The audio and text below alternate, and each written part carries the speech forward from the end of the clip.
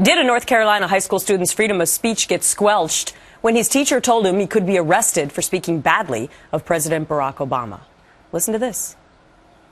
Do you realize that people were arrested for saying things bad about Bush? It doesn't matter. No, do you realize you're not supposed to slander? I'm not slandering. I asked the question. But I'm saying to you, you're not supposed to slander. People were arrested. Joining me now, Hunter Rogers, the student involved in that taped incident. Also with us is his mother, Gina Rogers. Welcome to you both. Thank you. Hello.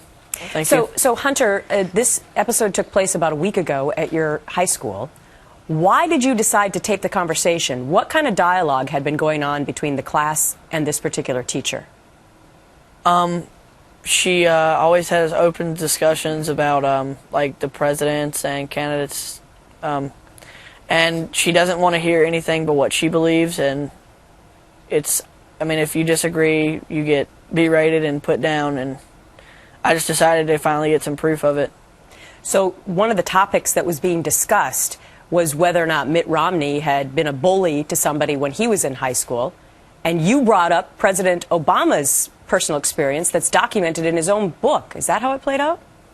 Mm-hmm. And what did you say? We asked if President Obama had been a bully in high school, and she told us that she didn't know, not to her knowledge. And then immediately she got defensive and started screaming at me. So after you got this tape recording, you played it for your mom? And Gina, who did you play it for first? My dad. Mm-hmm. And eventually you played it for your mom. Gina, what was your reaction? Because I know initially when you heard this story, you thought, teens exaggerate. They blow things out of proportion a little bit. What was your thought?